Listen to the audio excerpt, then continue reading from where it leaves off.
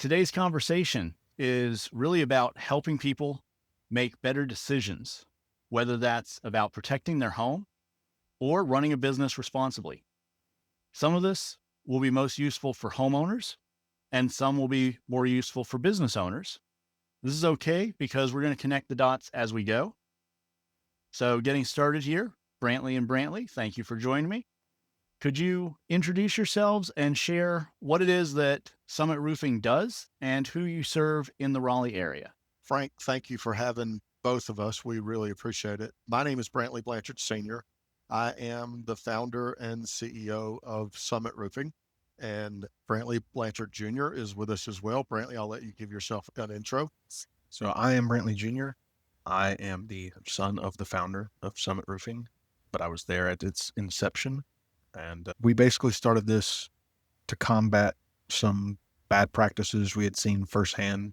There's a lot of scams and scandals and things like that happening in the contractor space, but especially in roofing. And we started it to combat that. We specialize in asphalt shingle roofs, roof inspections, repairs, full replacements, and then support for insurance claims in the unfortunate event that homeowners suffer storm damage. Our focus is helping homeowners to protect their investment, and we do that through clear communication, professionalism, and offering long-term solutions, not quick fixes. I think that leads in really well to my next question for you, which is what matters most to you when it comes to how you run the business? Integrity is the foundation of everything we do. I grew up a tobacco farmer's son and learned at a very early age that my word, my dad's word, meant more than anything to him. We want to run a business that'll be here for decades, not weeks, months, or years.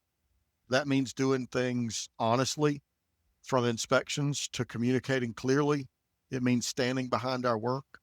It means never sacrificing long-term reputation for short-term profit. And I'm glad that you mentioned those things because that's part of the reason that I wanted to invite you guys onto the podcast here and be able to talk with you about roofing. This is something that I also talk to people about with digital marketing, the idea of building a business that's going to be around for a decade or multiple decades. And I like to contrast that with, in the digital marketing world, fidget spinners. They were a fad that were around. They were there for 6 months and then they went away. The type of marketing that you do for a fad is not the same as what you do for something that you're building for decades.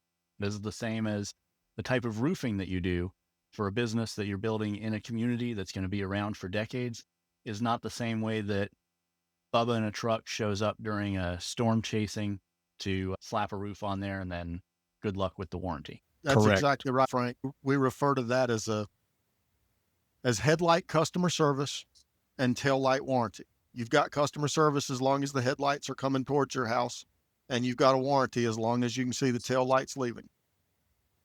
Yeah, I've heard horror stories from many people, always point them towards a strong, reputable local company. That's something that's part of your business and part of my business as well, is educating the customer, whether they want to work with me or whether they want to work with you. That's a separate thing. But if they're better educated, they're going to know what they're getting in the marketplace. And I like to think with my business, the better educated they are, the more likely they are to hire my business because we do good work, or at least we try to. And I know that's how you guys approach business. We always strive to do what's right by our customers. We've had customers call us years after their warranties have technically gone out of date. But if we've shown up and the problem has been something that we caused or we definitely could have done better, we've taken care of it at no cost to them.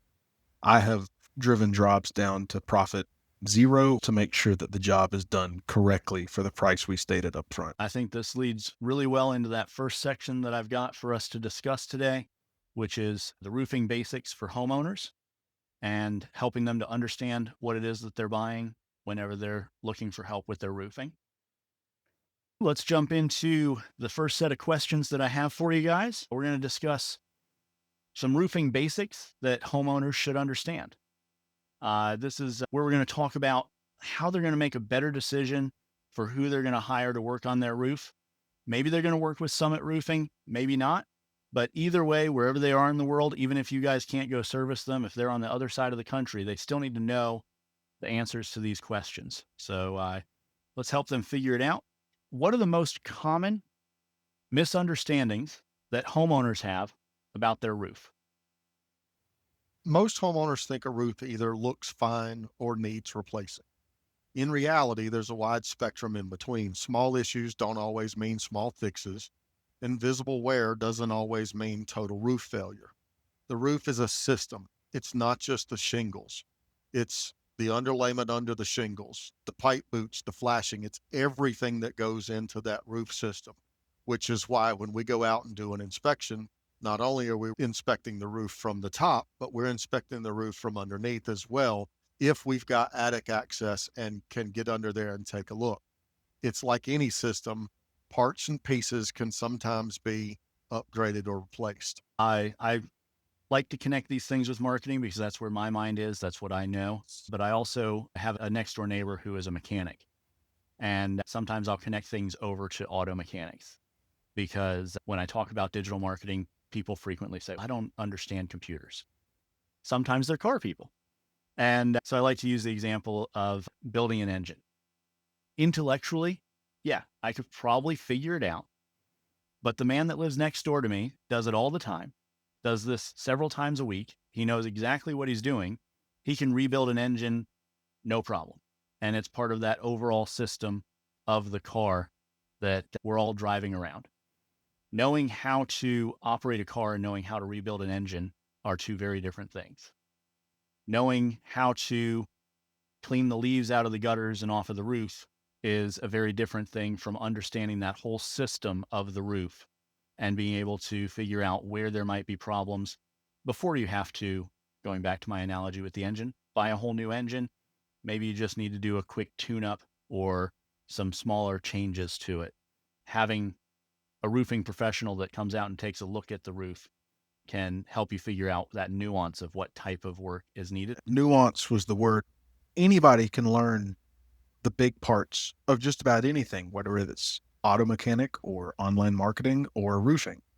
But it's the small nuance things you learn through decades of experience that are key and pivotal to the health of anything. Again, whether it's online marketing, your engine, or roof. So moving into the next question that I have for you guys, how do people usually realize that they might have a roofing issue, presuming that it's a little earlier than when a branch is falling completely through the roof? Typically, the signs that most people see first are leaks. What they don't know is that leak could have been happening for 3 or so months by that point. Once you see it on the inside of your home, it's not only had to go from your roof to the sheetrock, but it's gone from your roof to the underlayment to the decking to falling onto the insulation to working its way through the insulation to falling onto sheetrock to finally coming through the sheetrock. And there could be a much larger structural damage than just some standing on your ceiling. A lot of other common things we get are granules in the gutters. People see granules, which are small little rocks on top of your shingle in the gutters, and think, oh, Lord have mercy, it's falling apart. It's similar to seeing a bunch of hair in the drain. Oh no, my hair is falling out. In reality, much like the hair in the drain, a roof regularly sheds a number of granules every day. So what are some signs that don't necessarily mean that someone needs a full roof replacement? So, missing shingles after a storm doesn't necessarily mean that the roof's been compromised to the point that you need a roof replacement.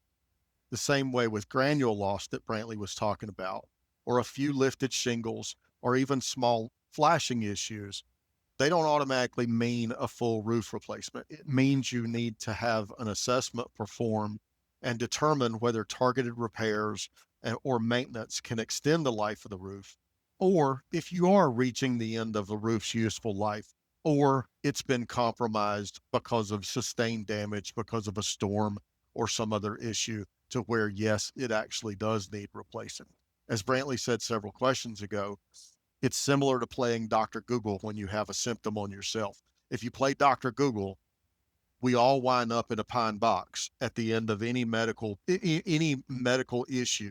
If you play Dr. Google with your roof, everything's going to come back to replacing the roof. it's usually never the one problem. To bring it back to your neighbor and car culture, fixing one problem on a car is usually not that expensive, but it's when you're fixing a problem on a car that leaks oil, loses water, the power steering's gone out, you start to wonder, is it really worth fixing that problem? Or is it maybe time to go out and get a new car? I'm glad you mentioned the going out and getting a new car. That ties in really nicely with a little continuation on that story of working with mechanics and dealing with my own automotive repairs. I had a mechanic take a look at one of my vehicles and tell me it's shot. You need to junk it, get it out of here. Turned out this guy didn't really feel comfortable with computers because in the end, I did my own diagnosing and I was able to identify a sensor that has some corrosion, and replacing that one sensor, the vehicle runs again. So relating this back to the roofing, sounds a lot like you need to have somebody that has some experience that you can trust, that really knows some of that nuance and some of those smaller fine-grained details. So the next few questions that I have for you guys are focused on helping homeowners figure out who's the right roofing company to work with. How do they identify who's got that experience that they can really trust? So we'll be able to help them figure those things out. All right, so we were just talking about all the different things that can go wrong with your roof and how it takes some knowledge and some nuance to be able to figure out what is the right solution. Most homeowners are not roofing professionals, and anybody listening to this is probably looking to understand roofing at least well enough to be able to hire that roofing professional. What are some of the ways that they can better understand who are the good quality providers? And as you mentioned earlier, who are those people that are just going to give you that Taillight warranty, and how can they avoid that? So let me start off with a question for you guys here. If someone is talking to multiple roofers, what questions should they be asking to start sorting that list? Frank, first and foremost, they should be asking about licensing and insurance. Shockingly, roofing contractors in North Carolina are not required to be licensed unless the project exceeds $40,000. Because of that, the vast majority of residential roofers are unlicensed because the vast majority of residential roofing projects don't exceed that $40,000 threshold. It's a common issue that we run into. Someone got the work done for less. Now that contractor won't talk to them, didn't do the work right the first time because they don't know how. Ask who's going to supervise the job. Ask what warranty is included and whether it's registered. Ask how they document inspections and what happens if there's an issue after installation. Most homeowners don't know to ask these questions, and it can lead to huge headaches in just a few months. Yeah, you mentioned making sure that they're licensed and insured. Let me tell you about a friend of mine that hired a general laborer. I don't even want to use the word contractor because they were not licensed or insured. A bubba in a truck. And I told them, you need to hire somebody that's actually licensed and insured in order to make sure that you're getting good quality work. And they had some water damage in their master bathroom in their rental property. And this person came in, said that they could fix it, gave the lowest quote. When they come through to see that the work is done, the HVAC vent that was in the floor was no longer in the floor. So they asked some questions. This person decided that maybe they just didn't want it there anymore. They might just want it laying under the house, blowing out into the crawl space. And these are some of the things that you can avoid by simply hiring someone that is a professional, building a strong established business that goes ahead and gets licensed and insured. Yes, you may end up spending a little bit more money, but you also don't end up with something silly like a HVAC vent that is blowing into your crawl space. Correct. And it's funny that it is looking for license and insurance because it relates back to regular health or car insurance fairly easily. It's easy to go, that's not going to happen to me, and not having to pay that extra $600 every 6 months for just one car. But sometimes it happens to somebody, And I'd rather know that there's a safety net there. So if somebody has made it past the licensed and insured part, they've got that easy table stakes taken care of. What are some of the red flags that homeowners need to be watching out for? High pressure sales tactics, extremely low bids compared to others. If a bid is way outside the range of normal, if you will, then that's a red flag. Vague answers about materials or warranties, basically back of the napkin estimates kind of thing, something simply written on a piece of paper without any detail to it. Contractors who can't clearly explain their process. If you find somebody you trust who can answer all of your questions and can show you the materials, the warranties, the detail behind their estimate, and they will solve your issues, great. Unfortunately, not every company can do that. And in the construction space in general and the roofing space in particular, there's a high percentage of companies that can't do that. And high pressure sales tactics don't necessarily mean a homeowner should say, no, I am not signing with anybody today. I have to do my own research. High pressure sales tactics feel pushy. A good company will feel right. They'll come out with an inspection checklist and have photos for you to look at and have presentations and reviews that are accurate, and it feels right. With that whole process of receiving those estimates, one of the biggest challenges is that there is such a wide range of estimates. So why is it that estimates can vary so much for what seems like the same roof? Brantley, do you want to take this one? Absolutely. You'll find out very quickly that when you said bring it to mechanics and car stuff, that I am a mechanic and car stuff type of fellow. So I'll relate it to that. Frank and the general audience, why are some Mustangs starting out at $20,000 and some are up there at $50,000? That $20,000 Mustang comes with cloth seats, a manual transmission, and a 4-cylinder EcoBoost versus leather seats, 9, 10 gearbox automatic transmission, and the latest and greatest in V8 technology. And it just varies. What corners were cut on that low estimate? Where are products maybe subprime? Are they using something that was outdated 10 years ago? Or are they using the latest and greatest technology to protect your biggest investment? It just can all vary in such a way that high numbers don't always need to be high, and low numbers should be looked at under a microscope. I have a variation on this question that I get over in the world of digital marketing, where people will ask, how much is a website? And it's the same kind of answer. I'm not enough of a car guy to really know a lot of the technical details, but I know the difference between a moped and a Ferrari. And so I like to tell people, if your goal is to get from point A to point B, the moped will do that for you. A Camry will get you there, and you'll be dry too if it's raining. And if you want to get there in style, the Ferrari can get you there too. They're all three going to do the same job of getting you from point A to point B. How do you want to arrive? That's the difference.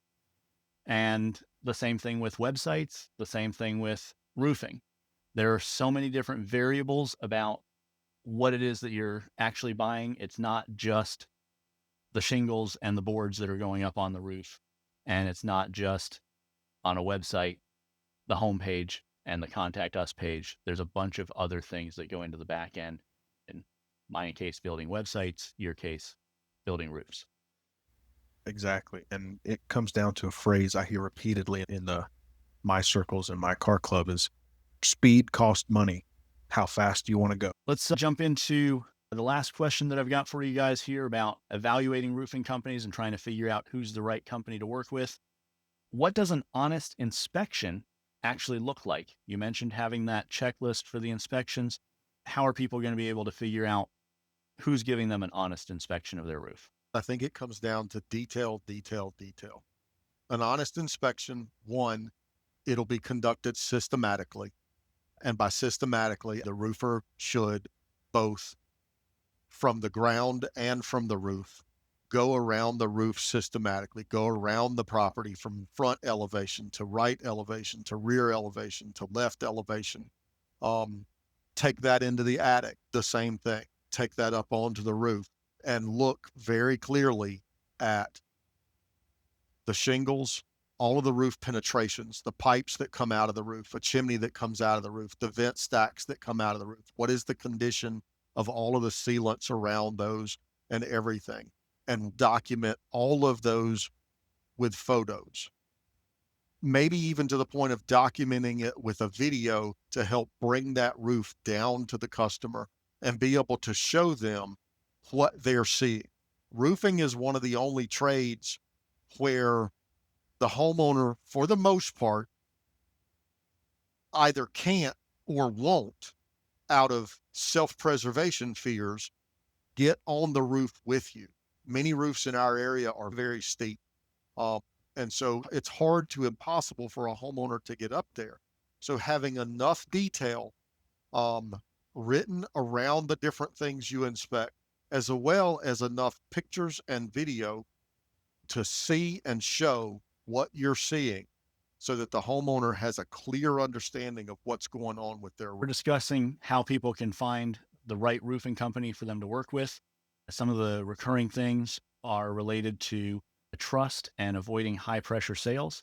And that leads really well into the next section of questions that I've got for you guys about building trust without pressure. All right. So we've been discussing all of the different things that a homeowner needs to understand about being able to identify problems with their roof, find a contractor that they can work with to be able to get their roof repaired, getting their estimate and understanding the details that are going to be included with that estimate. One of the recurring themes has been trust and avoiding high pressure sales. Those are a couple of recurring themes that have shown up in the conversation. And that also leads right into the next batch of questions that I have for you guys about building trust without pressure. So, how do you explain complex issues without overwhelming the homeowner? So it's easy to get lost in all of the jargon related to any industry, let alone roofing and all of its jargon. So I try to boil it down to easy concepts homeowners can understand. As a quick example, there's something called ridge vent. It sits at the very top of your roof, and typically you need a soffit vent, which is at the very bottom of your roof, to help draw air through your attic. There's something called a gable end vent as well. That's like poking a hole in a straw. You're not going to get a whole lot of soda out the top of your straw if you got a hole in the side of it. Boiling it down to its basic components and into something simple that just about anybody knows and understands can help a homeowner understand something that's very complex. This is one of those areas where, like you said, changing it to the straw and poking a hole in the side of the straw. I don't think most people have done that intentionally, but I think almost everyone has the experience of going to open a straw and accidentally poking a hole in the side of it and realizing it's not going to work so well. Trying to find those universal lived experiences that almost all of us have that help them to understand the value of what it is that you're trying to describe to them. One of the ones that I use in the world of digital marketing is I think everybody has the experience of opening up their phone, going to try to find a business or a restaurant. Let's say they're looking for a restaurant to go have dinner at this evening, and they're scrolling around, and the websites for these restaurants look like they were built in the 90s. Or they look at the social media profile for the restaurant and nothing's been published in 3 years. Even worse, they call the restaurant and nobody answers, or the person that does answer is completely inaudible because the music's cranked up and they haven't thought about having a noise canceling kind of system to be able to just answer the phone. The entire experience is already frustrating and I haven't even arrived at your restaurant yet. Thinking about the experience that people have with your business online, but also the experience that people are going to have with trying to get their roof repaired. And the guy that explained it like you did with the straw that has the hole in the side that you're not going to be able to get the air through, that's something that I can connect with. I can understand that. I can be able to work with you and ask questions and move forward with the project, even though I don't have that subject matter expertise about roofing, knowing that you can explain it to me in a way that I can understand and be able to, as the homeowner, make a decision and write a check to back up whatever that decision is. So the next question that I've got for you guys is, what do you do when someone expects a big job, but they don't actually need that much work? Turns out that it's going to be easier to address than what they originally were thinking. So the easiest and honestly one of my favorite parts of the job thing to do is to just be honest. Everyone is expecting there to be a catastrophic event and a salesman who comes out and upsells them on everything. And I love nothing more than to get off of a roof and give a homeowner a exciting surprise. Hey, instead of a couple of $1,000, it's going to cost you at most a couple of hundred. It's easy to upsell somebody who doesn't know, who is scared, who is worried that something is going to hurt their home.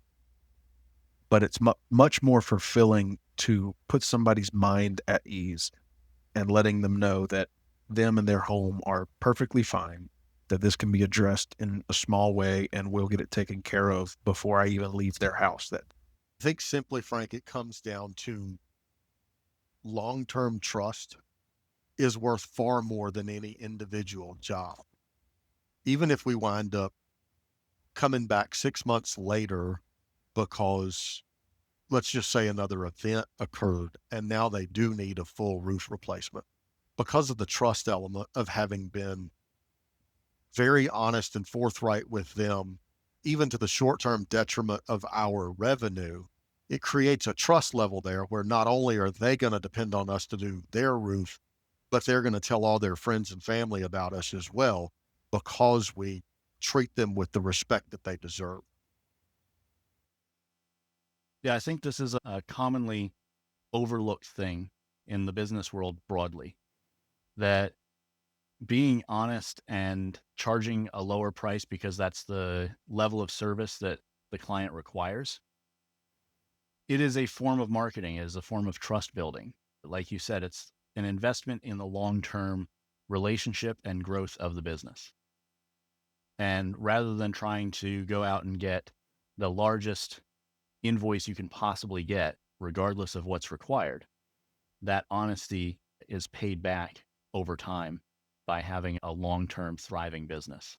So with the idea of growing the business over the long term, how do you protect your reputation as you? So scaling is all about systems and processes. And as we grow, standardizing processes, standardizing systems, training our team so that everybody understands, first and foremost, the culture of the company, having a cultural operating system as well as a business operating system, but understanding the culture of the company, understanding the operating philosophy, the operating systems of the company, and keeping communication strong, both within the business and externally. Growth without systems, whether that's cultural systems, operating systems, damages reputation because mistakes get made that otherwise wouldn't be made. Growth with systems that are in place to protect all of that strengthens the business over time and allows you to scale and not lose that.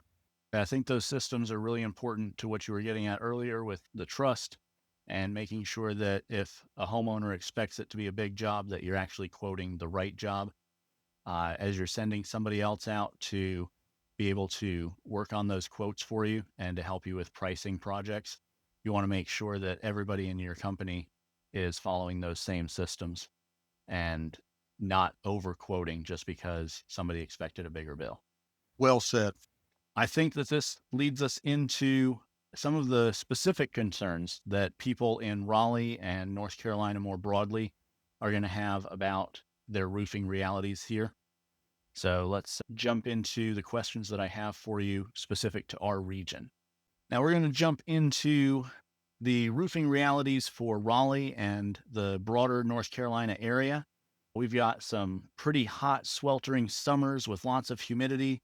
And while the people in the northern states will laugh at the idea, there is actually snow that arrives here.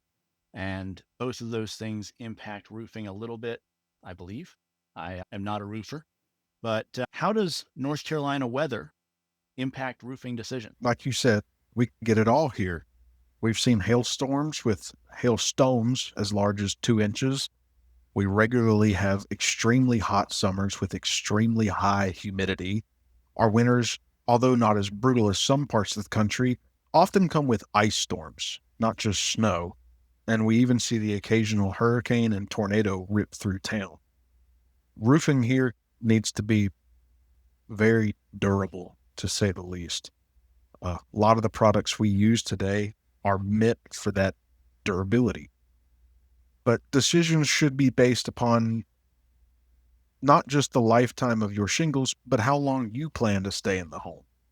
If you're going to only be there another 5 years, do you really need the best and brightest shingle we have to offer? Or maybe do you need one of our medium grade packages? And if you're planning on being there until you eventually leave that house in a pine box, maybe you should get a 40 or 50-year package or something like that, closer to when, it might be time for you to move on from the property. So, what should Raleigh homeowners specifically know about roof lifespan in that area? So in our climate, in the Raleigh Triangle area, central North Carolina area, older asphalt shingle roofs typically last 15 to 25 years, especially if they're the original new construction roof on a home. People often hear the term contractor grade shingles, and that is an absolute truism. They are not as durable as a lot of the shingles that are put on the houses in the first re-roof. And so they're designed to last for that 15 to 20 year mark, 25 years at most, depending on the quality and the ventilation. So maintenance and proper installation make a huge difference. But older roofs aren't made with the quality of materials we have available today, whether it's with those original contractor grade materials or not. Some of the shingles we have today can go 40, 50 years before they'll need to be replaced unless there's some kind of event that causes an accelerated deterioration of those roofs. So in general, the short answer to your question is if your roof is 15 plus years, having it inspected by a roofer you trust to tell you the truth about what you have on your roof is a smart idea. You mentioned working with the contractor that you trust to figure out what to put on the roof. I I think this leads really well into the next question that I have for you guys, which is local planning mistakes. What kinds of local planning mistakes do you see most often where people are trying to plan on the roof that they should be putting on and they forgot something very important about living in North Carolina? So, not only specifically to North Carolina, but also specifically to the Raleigh market, we had an explosion of homes both in the late 90s, early 2000s, and in the 2008, 2010 area, where with that explosion of homes came some fantastic looking architectural designs. Those architecturals can often lead to leak hazards in specific areas where, maybe a roof funnels all of its water down to one point. If not addressed properly, that one point can lead to severe damage in underlayment and in decking and even further into the rafters. Fortunately, we've been in this business long enough and know enough that we typically see those and address those with relative frequency in the area. I'm sure there's several I'm forgetting, and I'll let Brantley Sr. fix me, so to speak. So I think you answered that pretty well, Brantley Jr., but you can include things like poor ventilation planning. Uh, Depending on the architectural design of the roof, you need to plan the attic ventilation accordingly. With the high heat and humidity that we mentioned previously that we get here, the expansion and contraction of your roof, the amount of heat that gets stored inside of your attic, the humidity that gets stored in there, and that coming through the roof, if it's not vented properly, if you're not maximizing the ventilation that can come out of there, you are accelerating the deterioration of the roof. So between architectural design and builder execution, it can leave roofs vulnerable to a shorter lifespan than maybe they would otherwise be meant to have. So I think that covers some of the challenges that we have in North Carolina and in the Raleigh Triangle area as far as the weather and special challenges for roofing here. So I want to shift the conversation a little bit to talk about running a sustainable home services business and dive into some of those topics. I've got a few questions for you guys in that area. So far, we've been talking about how homeowners are going to figure out what's going on with their roof, who to work with to be able to address any problems or challenges that they've got going on. But also, at the same time, you guys are running a home services business. So let's shift the focus a little bit and talk about what it takes to run a sustainable home services business. Your stated goal is to be around for decades. And so that requires some long-term planning and vision for the business. Over the years that you've been in business already, what have you learned about growing a service business, perhaps from some of the challenges and the hard way? The way that I like to phrase it, I strive to make new and innovative mistakes, acknowledging that I'm human and I'm going to make mistakes, but I want to go make new ones and learn from the things that people have done before and can help me not hit my head on that wall. I'll go hit my head on a different wall. Frank, that's a really good way to put it. You don't want to make the same mistake twice. And if you can avoid it, you don't want to make the same mistake that somebody else made that you could have learned from before you made it. I think the biggest thing is structure. Growth without structure creates chaos. Before owning Summit Roofing, I was a practicing public accountant for 30 years and spent the majority of that evaluating the systems and processes in other businesses, being a trusted advisor and auditor to those other businesses. So having systems in place, even going back to something I said previously about a cultural operating system. The business systems, whether it is sales systems, production systems, administrative systems, and I'm trying to keep this really simple, but systems for everyone to adhere to so that the business has a consistent direction. You need everybody rowing the boat in the same direction. Or another analogy is if you've got a boat with two outboard motors on the back and only one motor is going, the boat's going to go around in circles. That's what happens when people aren't rowing in the same direction. So that cash management, clear communication before scaling, and then using those opportunities to clearly advance the business and remembering that slow and steady wins the race. Scaling too quickly leads to disaster for nearly everyone. What decisions, perhaps they're something from early on in the business, perhaps they're things that you've learned along the way, what decisions have helped you to build something sustainable instead of chasing those fast wins? Instead of, as you were saying, rowing the boat in circles, how have you been able to build something sustainable that you've got some forward momentum? Brantley, I'll let you take this one. It's basically come down to evaluating what we have, what we need, and what direction we need to go in. Focusing on long-term relationships and not just volume, investing in processes and training instead of just marketing. Being selective on the jobs we take has been a huge help as well. Having the ability to say no because we have the cash reserves in the business to weather whatever storm we have has helped us avoid not only mistakes in our end, but avoid making a mistake on a potential customer's house because we're desperate for the business. Making sure that we know exactly who our clientele should be and will be is one of the key elements of that.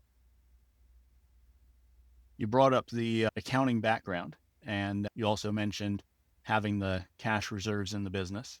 I can very much appreciate the fiscal responsibility.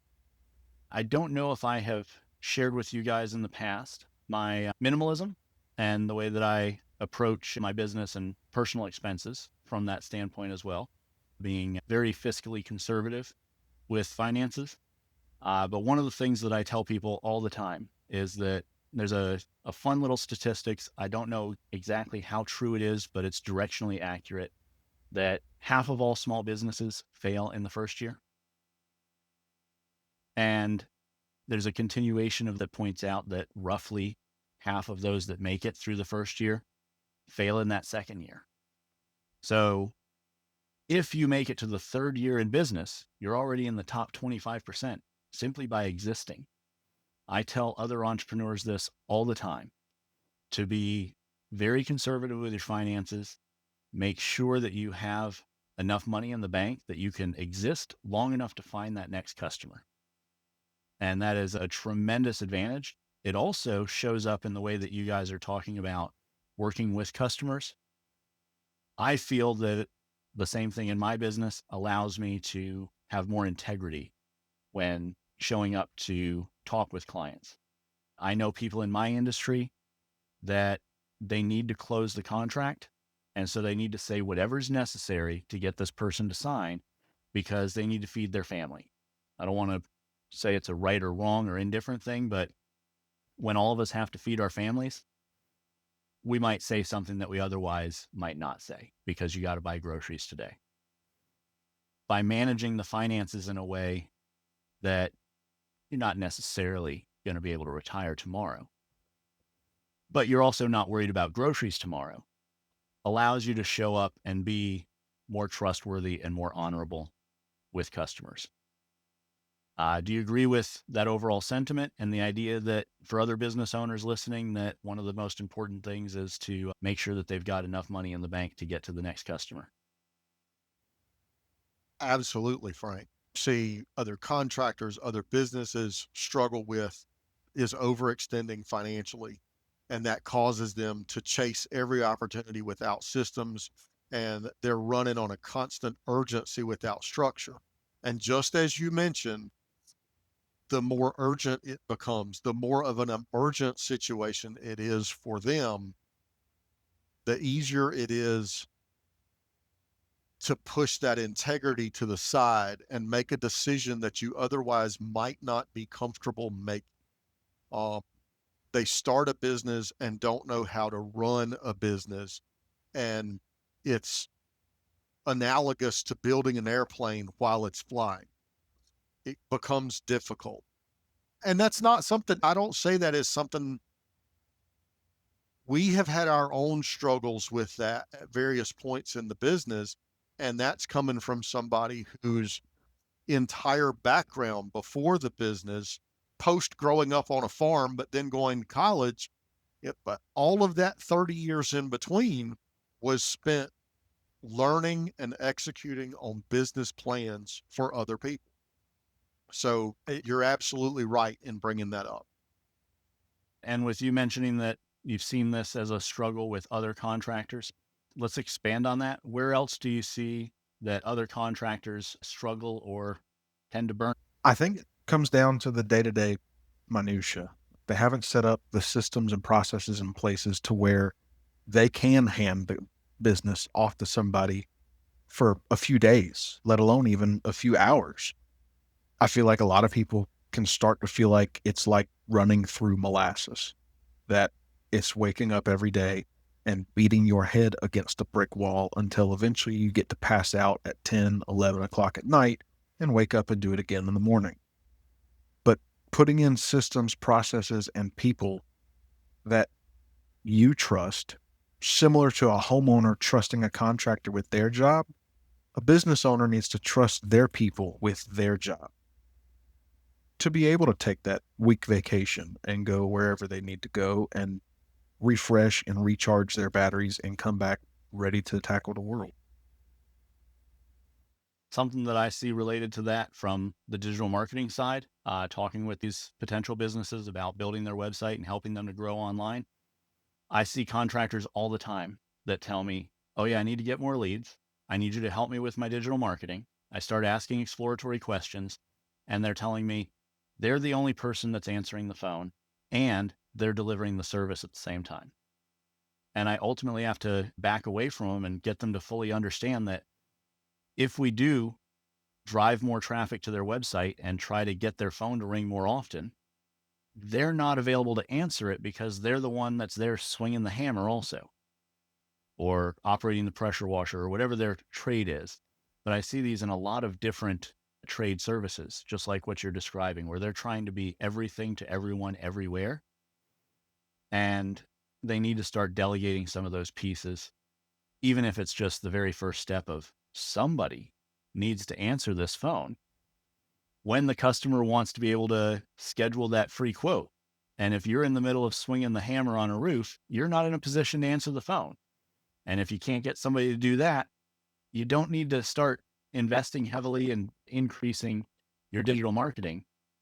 You've got to work out that lead flow, that process, as you guys were saying, getting those processes figured out, being able to define those roles and hand those pieces off. I think that's the core challenge across a lot of different trades where people struggle and eventually burn out. That's exactly right. And it boils back to that airplane analogy of you can't fly and build the plane at the same time.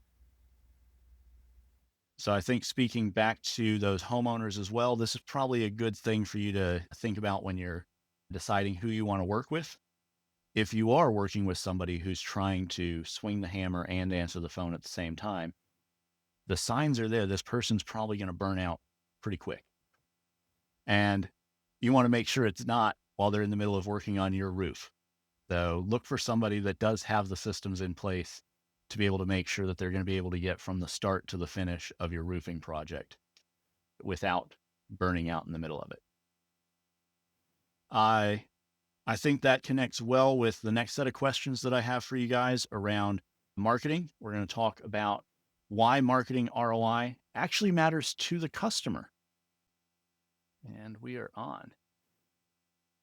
So we have started shifting from talking about roofing for customers that are looking to take care of their homes to shifting more towards the business side of things and helping other small businesses and people in the trades understand what it takes to run a roofing business. But this is still important to customers. So we're going to talk a little bit about, with this set of questions that I've got for you guys here, about marketing and the return on investment, or the ROI. But we're also going to couch this in how this actually matters to customers, why this is an important thing for them to think about when they're hiring a company to work on their home.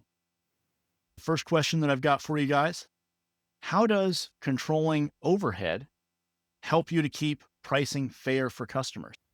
By running very lean and controlling overhead, it helps us to not have to cover our own inefficiencies by passing on inflated prices to customers. When overhead's managed responsibly, pricing can reflect the real value of what we're providing to the customer instead of having to absorb hidden costs through that value as well. Does that mean we try to be the cheapest in the industry or the cheapest in our market? Not hardly. In fact, we can't compete with the Stan and the Vans, the Chuck and the trucks. That are gonna cut corners. They're cutting cost in another way, but it comes in under delivery of quality. What it does mean is that the value you receive is worth the cost, and even more so according to many of our customers. So running lean allows us to price fairly, and by fairly, it's fair to the customer and it's fair to us. I'm glad that you mentioned cutting corners and how they're going to be taking shortcuts in a different way. I've got a little bit of a tirade that I'll keep short here. I've talked about it in other places online about going into businesses that have the little sign that says that they're going to charge you an extra 3.5% if you use your credit card. And my fundamental challenge there is I hate seeing this in restaurants in particular. So if you're running your business and unable to sit down with a spreadsheet and understand that something in the ballpark of 80 or 90% of restaurant transactions are credit cards, and bake that into the overall cost of operating your business. What that makes me think about, now I mentioned, I think to you guys a while ago, but we haven't talked about it here. My family owned restaurants. I grew up in the restaurant industry. And so when I see that sign, I'm thinking about the kitchen. And I'm thinking about, if you are to my face saying that you're not understanding this 3.5% cost of doing business, what are you doing in the kitchen that I can't see to try to shave another 5 or 10% off of your food costs or all of the different expenses that go into a restaurant? And I'm familiar with breaking down menus and the cost structures there. They work with very tight margins. So I think that it's very important for any business to really understand all the pieces of their overall cost structure and be able to explain how that connects to the price for the customer. And whenever they hide something, like you mentioned, the stand in a van shows up and gives you that ridiculously low price compared to what we talked about earlier, somebody that is licensed and insured is going to have a different cost structure and a different price. But just the base materials have a fundamental cost. Staying in a van is not buying the same materials if you can look at that price list and see that something's missing. So in my mind, that connects with whenever I see those credit card charges, that restaurant business owner isn't thinking about that whole cost structure and what have they done to my food back in the kitchen where I couldn't see it to try to cut costs, or what is Stan in a van doing to cut costs that I'm going to find out the next time that there's a big storm and my roof doesn't hold up.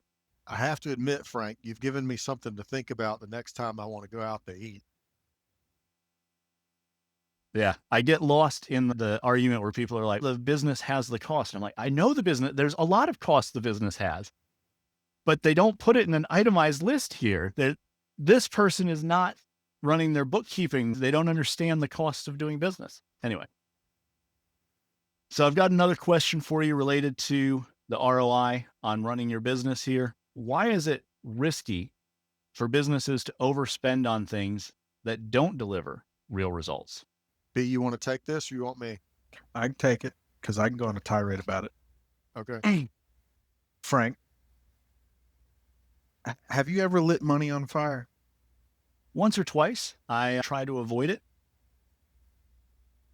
I have as well. And I got to tell you, lighting it on fire, I can at the very least stay warm.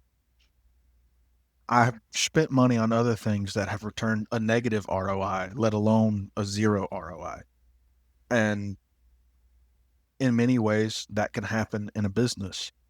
And it's easy to happen. Salespeople, whether it's in roofing, marketing, wherever, love to promise, and their company oftentimes can fail to deliver. And the promising and failing to deliver is more detrimental to a business than I believe any other single item, because as a business owner, you count on that delivery. It'd be like if I told a homeowner, hey, we're going to do your house on Monday. We'll have the shingles delivered Monday morning and we're going to be out of there by Monday evening. And that day came and went and they've spent all their money and nothing happened. And I hadn't called them and I hadn't said anything. They'd be worried, concerned. They just gave up a couple $1,000 at the very least. And there's nothing to show for it. It can stress out a business owner when things that you're spending money on don't return anything. Unfortunately, a lot of industries have that, what did we say earlier? The Taillight warranty. That's found in a lot of places. Yeah. Overspending on things that don't deliver, in a nutshell, drains cash and creates pressure. That pressure often leads to cutting corners or overcharging customers to compensate. And it creates what I like to refer to as the death spiral. The death spiral between cost control and quality control. And it's just a downward that eventually the business will crash and burn over. We had talked earlier about both of us being involved in BNI and in the same chapter sometime in the past. And one of the things that BNI has is you have to be sworn in as a new member. And one of the statements in there is that you agree to uphold the ethics of your industry. And since I work in digital marketing, and the majority of people in digital marketing have, I'm not going to call everyone out because there are definitely some outliers, but the industry has mostly gotten a less than stellar reputation. So with that question, I actually paused and said, no, I do not. I will exceed the ethics of my industry because the industry sets the bar so low. And that's where I lean into, like what you guys were saying, making sure that you're delivering a quote that aligns with what the customer actually needs and not trying to go and sell the most that you possibly can, but instead trying to focus on what is actually required here. I completely agree with you, and it's a very similar standard in the roofing industry. I've equated it to playing limbo before, where we lower the bar and we see, and I, again, like you, I won't name any companies, but we'll see who can get under the bar. Then we'll lower the bar just a little bit more. It seems to be a repeat offense in the industry, to the point at which there have been several news articles circulating recently of roofing companies putting fraudulent damage up on roofs to try to get insurance to pay for the roofs, or to try to scare homeowners into buying a completely new roof when they didn't have that damage to begin with when they were called out there. Yeah, these things show up repeatedly. And I think that fundamentally it's a feature of human behavior. And so rather than calling out any individual groups or anything, I think that people just need to be aware of it and vigilant and working to protect themselves. And that's part of the reason why we create this content and address all of these questions here, is to help people to have the right questions to ask, whether they hire you guys to help with a roof or they hire me to help with digital marketing. That education helps people to be better informed. With that in mind, I want to ask another question related to ROI and customer pricing and get right to the point here with that. How does wasted spend eventually show up in customer pricing? It has to be recovered somewhere, Frank. If a business wastes money, customers eventually absorb that through higher pricing, or the business fails. One or the other. Cash is king. I'll go back to an accounting statement. Um, an accounting industry statement. Cash is king. The income statement can tell you you're making all this money in the world, but if the cash isn't there, the business doesn't run. So if you overspend, eventually it's got to come back to customers absorbing it through higher pricing to increase the inbound cash flow to the company, or the business will fail. It's been said many times in many regular TV commercials. We pass those savings on to the customer. The reverse is just as true. We pass any flaws in our system on to the customer, not necessarily Summit Roofing, but just in general. They pass those inadequacies on to the customers to get some return on that cost. Yeah, I think that this is another one of those things that is true across all businesses.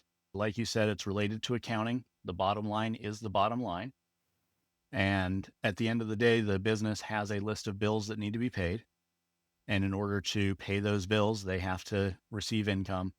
You want to think about this as you're considering which business you want to work with, because somebody that has a longer reputation, a longer time that they've been in business, that they've been working in the community, they are able to make some missteps and recover. And they're able to spread those costs over a longer time horizon rather than we've been having fun with the name Chuck in a Truck. They show up, they maybe see that there's been a storm, run a bunch of ads real quick targeting the storm impacted area, and go out and knock out some sales real quick. And then they leave you with that warranty with the taillights as they're driving away. And the way that shows up in the customer pricing is that company ran some quick ads, knocked out some work, disappeared, and is never going to honor any of the warranties. So the way that the customer is paying is by not actually being able to receive the benefit of the warranty that they supposedly got. Whereas working with a long-term company that's been invested in the community, they're able to have access to those guarantees. Next, we are going to dive into marketing specifically. We've gone through several sections talking about running the business and helping homeowners be able to find a good roofer to work with. And I get to nerd out just a little bit in this section where we're going to talk a little bit about marketing.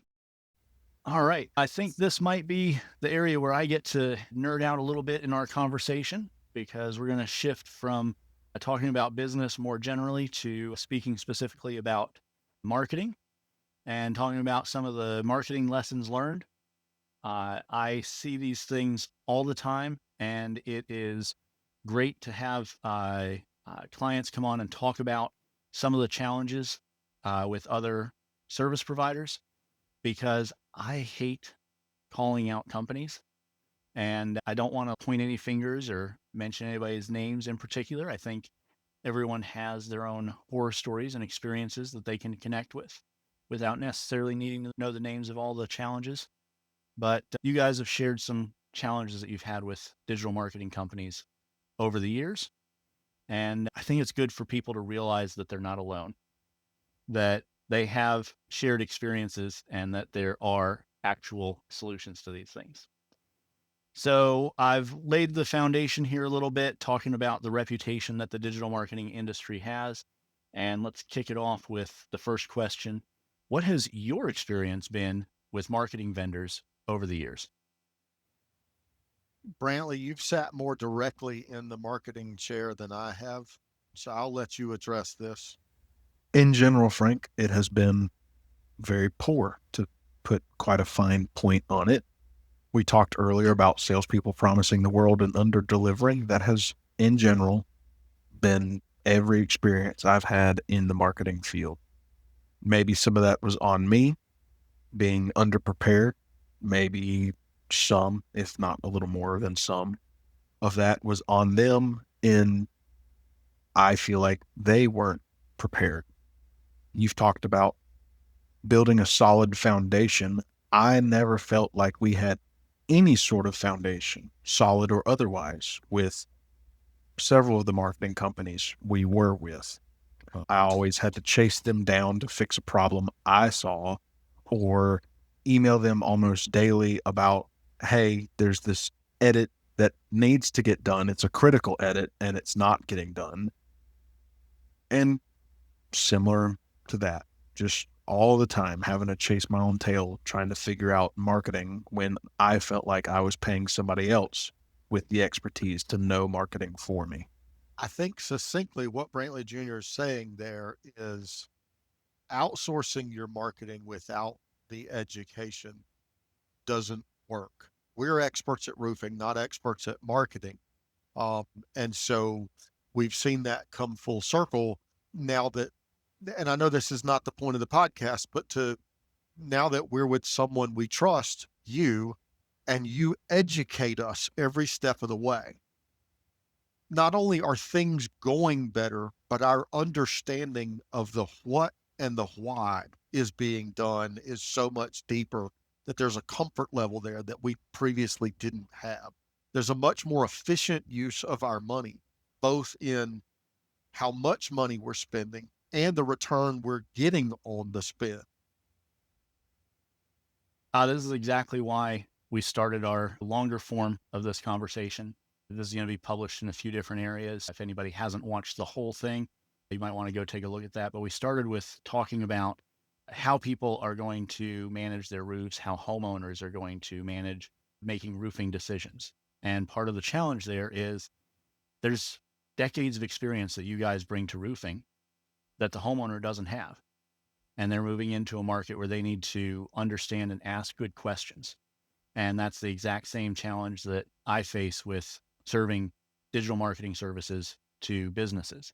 I mentioned earlier that we approach business in the same way, educating the customer, helping them to make the best possible decision. And I had another client some years ago now, one of the emails that I screenshotted and love sharing with people. They were similarly promised the sun, moon, and stars and took their services elsewhere. They were already working with me. They said, end of the month, we're leaving, pack the bags, we're out. No problem. Okay. It didn't take that company 30 days to upset them so much that I got a reply email saying, this is not working. For God's sake, take my website back. And I have learned over the years that some of those things, I can say nice words and describe what it is that I'm trying to achieve for clients. But until they have experienced that pain, they tend not to be receptive. Part of the problem is I work in marketing. Of course, I'm going to say nice things about my business. I totally understand why they wouldn't believe it, but I try to stand behind it. And the same thing with how you guys approach roofing. Of course, you say nice things about the roofing work that you do and trying to cut through that by getting the statements made by customers. How do you get that into reviews? And I mentioned the screenshot in the email from that other client. And that's one of the things that I do is to help share what people have gone through, what they've learned.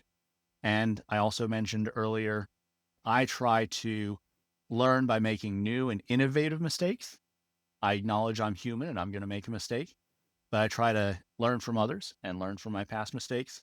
So having you guys share some of the challenges that you faced with the other marketing agencies can help people find those red flags and identify when they have a problem. Next thing I'd like to ask you guys about, what mistakes do you see businesses making when they rush marketing decisions? So the first thing I would say is signing long-term contracts with marketing agencies without knowing exactly who they're signing with, what they're getting, and going beyond the promises in the initial marketing meetings. Because as you said, Frank, God knows who's going to be better at marketing their own business than a marketing company. There's a lot of promises being made.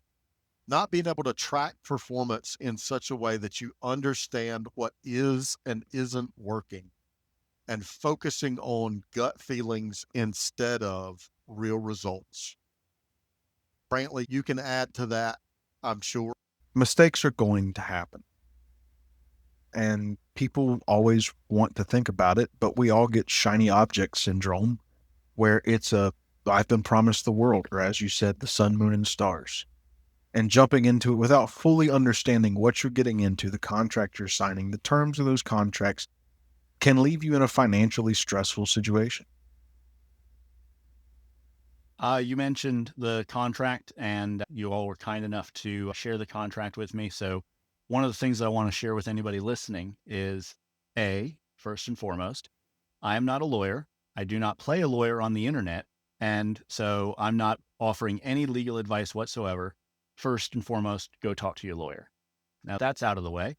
Before you go talk to your lawyer, you can educate yourself so you're informed to have that conversation and use your favorite large language model, perhaps ChatGPT or whatever tool you like to use. Give it the text of that contract and ask it to put things into very plain language. Who has the teeth in this agreement? Where are the things that are going to cause you problems as the business owner that might potentially sign this contract? Without disclosing any of the specific details, some of the things that stood out in the contract that you guys showed me is that it communicated that the agency was not promising to deliver anything. And that kind of makes sense because from a digital marketing agency perspective, algorithms change. They're not in control of what Facebook or Google or any of those other companies might do to change the deliverables or the outcomes that they could deliver. But the contract had teeth against the customer. There were penalties for the customer and no requirements for the agency. So just run that through the language model and have it try to identify any of those red flags. That's an easy way to help people start with reviewing contracts. And again, going back to talk to the lawyers. There's a reason why they get paid their weight in gold. They can help find these things, but not everybody can afford a pile of gold to pay a lawyer. So talking with a language model can maybe help you get most of the way there. And I see this all the time. The contract that you guys had was not the worst that I've heard of. I talked with somebody at a conference where the contract that they signed, basically their website was owned by the agency and they were paying rent. And when they stopped paying rent, the agency sold all of those leads that they had spent years building to the competition. So the website that the company had spent years building and getting traffic to was now driving leads to their competitor. That is so far first place for the worst contract horror story I've ever heard, because the teeth were, you will spend years of your life building this and we will use it to sell your competition. But they're out there. Next up, what changed when you focused more on building a foundation first? So the first thing that changed was clarity improved. We understood what our costs were, what our messaging was, and what our messaging needed to be. We also understood our customer journey better. And by customer journey, I mean from getting them to what drives them to the website, what drives them to other resources, from that very beginning point to the very end point of uh, our active relationship with them, if you will, because there really isn't an end point for our customer relationships, given that roofing is a long-term investment. But that made marketing more efficient and sustainable. We learned as we went and increase our marketing spend as the results prove themselves out and we understand the what and the why about them. And to follow up on that, what advice would you give another business owner who feels burned? Slow down, get clear on your numbers, build systems first. Don't make emotional decisions based on frustration. As business owners, we can all get, I need it now thinking. And that comes in downward economic environments. That tends to rear its head more and can make you make those decisions. But just remember why you do this. Remember your why, your how, and your what.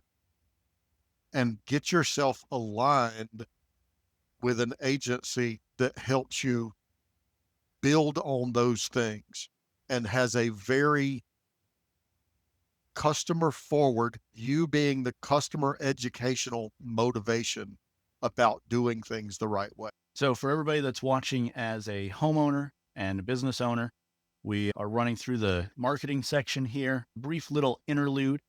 So that way I can chat about some digital marketing topics, but we're going to jump right over to long-term thinking for homes and businesses and get on track with that in the next set of questions that I've got for you guys. So the next set of questions that I've got for you guys are around long-term thinking for homes and businesses. I will kick things off with, how should homeowners think about protecting their investment in the long term? So roofs, like any other product, need tune-ups and touch-ups every now and again. You don't wait for your engine to break before you go get an oil change. You do it every so often so that it stays fresh. It's the same sort of thing with a roof. Even on our longest warranty, parts and pieces might fail here and there, some due to just regular wear and tear that happens of being in the North Carolina sunshine, and some might be because of outside factors, a limb rubbing against the house. A kid kicked the ball onto the roof and knocked some caulking loose or something like that. So having regularly scheduled inspections at the very least can help extend the life of your roof a number of years. I think it was during one of our breaks in recording this, I had mentioned a roof that I saw recently that had a little angle bracket up on there that had a bunch of pine needles, debris backed up behind it. And I was asking you guys about that being a dam that would push water back up under the shingles. And your eyes lit up like that should probably be something I should mention to the homeowner. For sure, for sure. Having any debris built up on the roof, it not only is a problem if there's a downpour causing a dam, but leaves and pine straw can actually hold moisture and it will soak into the shingles as if there's ice sitting up there for years sometimes. So yeah, there's the ongoing maintenance. Again, I work in digital marketing, so I always talk to people about their website in this way. A lot of people think about their website as being one and done, and I try to get them to understand that it should be a continuously updating, living thing within their business. Sounds like the same thing is true with the homeowner and their roof. Getting the roof put on is not really a one and done. There's ongoing maintenance that they're going to need to consider. Those piles of leaf debris, they're going to need to clear those periodically. Otherwise, they're just going to end up buying a whole new roof more often. That's absolutely true. And by ongoing maintenance, we're not trying to suggest that it's necessarily ongoing maintenance with us. Sometimes some of it is homeowner maintenance. Some of it is handyman maintenance, having your gutters cleaned out or things like that. But it's, as Brantley Jr. said, it's the same thing as taking the car for regular oil changes and things like that. The maintenance is what keeps it new. Continuing that long-term thread, how should business owners think about building trust and demand long-term? So consistency builds trust.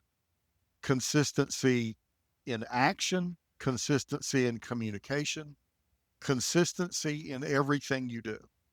I think the number one complaint by homeowners with respect to interactions with contractors based on our years of experience is lack of clarity in communication, lack of consistency in communication.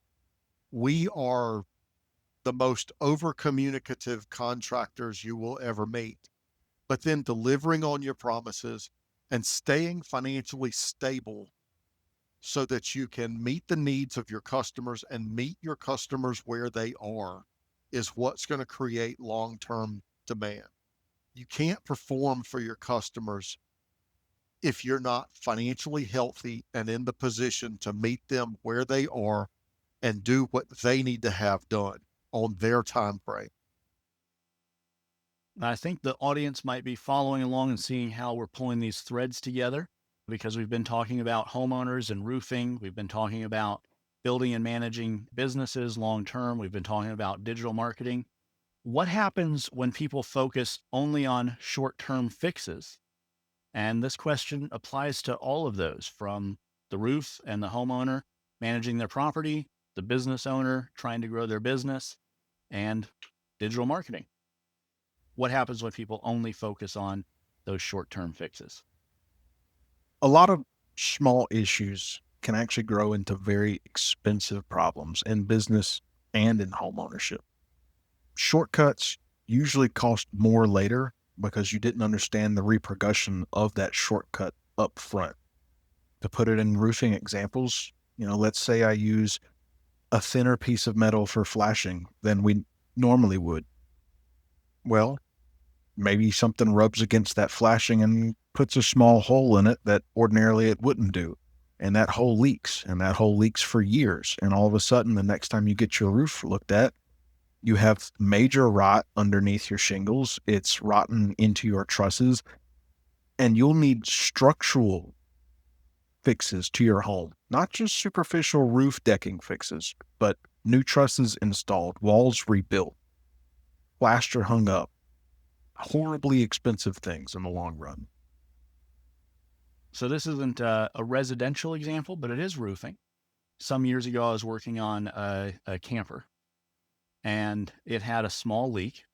And the result of that leak was that I had to disconnect the entire back end from the trailer, rip the floor out, re-engineer how the walls were going to connect to the new floor that I put in, and reassemble the whole back end, taking the back 3 walls off of the trailer.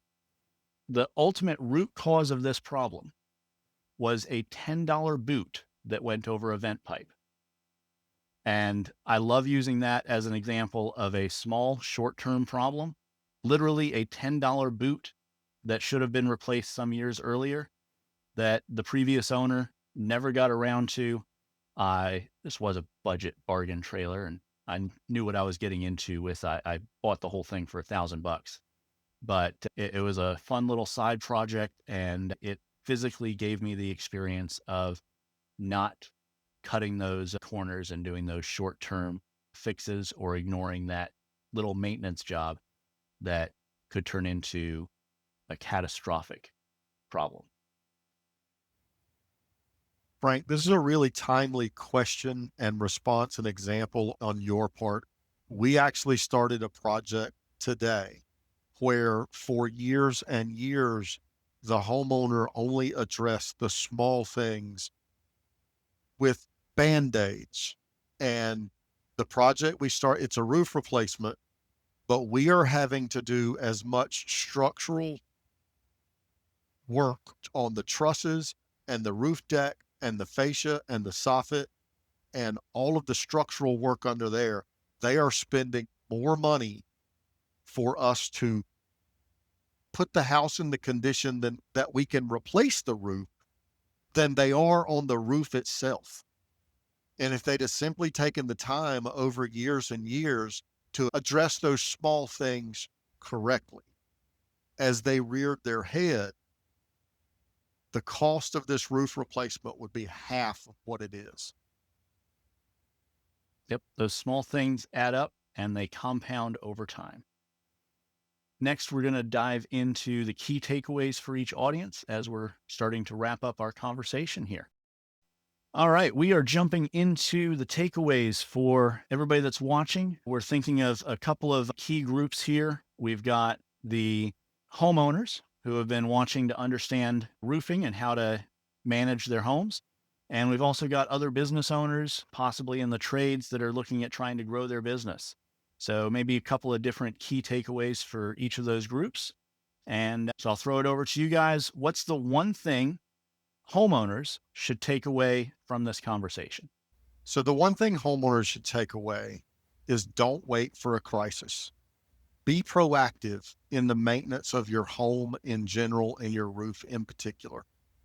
Proactively have inspections done and so that you can make informed decisions to protect your home and in turn protect your wallet. Yeah, that delayed maintenance just ends up adding up and costing so much more.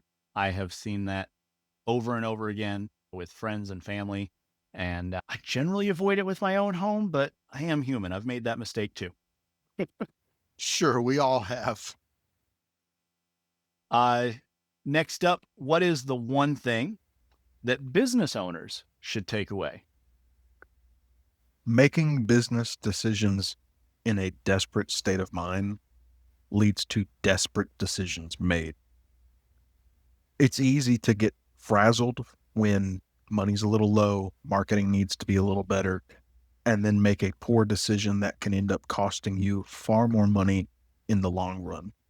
Similar to homeowners. Trusting in the company that has the cheapest price might lead to thousands just a few months later in repair costs. I think it's the same with both of them there. Those little things add up. Yep. Building quality systems to scale your business with.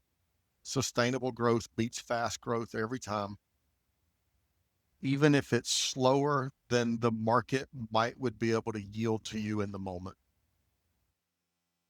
I'm glad that you mentioned that, slower than what the market might be able to yield to you in the moment. I'll have to throw you a tip for that little lead in, because the name of my business is Opsis Marketing, which stands for Optimum Sustainable Marketing, to borrow the phrase from Optimum Sustainable Yield. The whole thing is about getting to that point of we're not trying to maximize what the market can yield and cause the market to collapse. What we're trying to do is to maximize the growth that we can do over a much longer time horizon. And so I bake that right into the business, with the name of the business being built around that entire core concept. Last question that I have for you guys in this section of takeaways: what would you want people to understand before making big decisions? So big decisions should be based on clarity, not pressure. Understand the process and the long-term impact before choosing who to work with. We strive to let homeowners know in one visit who we are, what we stand for, and how we're going to solve their problem the first time. You can do it right the first time, or you can do it over. I like that phrase. You can do it right the first time or you can do it over. I like that one. And as we're wrapping things up here in closing, thank you guys very much for giving me all of this time to join me on the interview.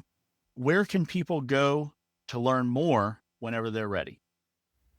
So if people need to find out any more information, they can visit us at summitroofingnc.com or call us directly at 919-457-1117. We're happy to answer any questions and, of course, come out and look at any roofs they may have. And I think that wraps up all of the questions that I have. I'd just like to throw this one in the end here to make sure I haven't overlooked anything. Is there anything that you would like to leave people with that we haven't discussed yet? Just this one overarching thought, Frank. Protecting your home and building a business both come down to the same principle. Think long term. Shortcuts fade and fail. Quality and integrity stand the test of time. Thank you guys very much for spending the afternoon and evening here chatting with me so we can be able to get all of this put together. And I want to thank the audience for joining us. Thank you very much, Frank. It has been a pleasure and a very enjoyable experience for the both of us. Thanks for having us on this. This has been wonderful. We appreciate it.